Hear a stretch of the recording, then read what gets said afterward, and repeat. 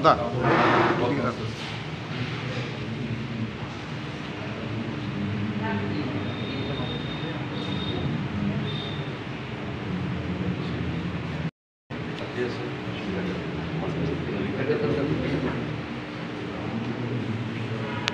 শহরে তো বসার জায়গা দিতে পারলাম না।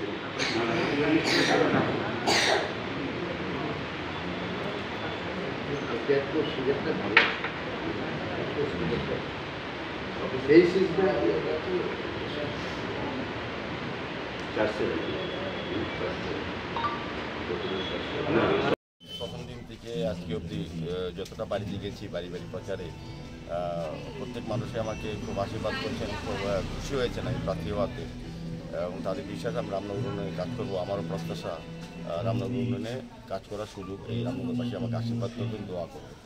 মানিক সরকারের কাছে ভোট চাইলেন, কি বললেন?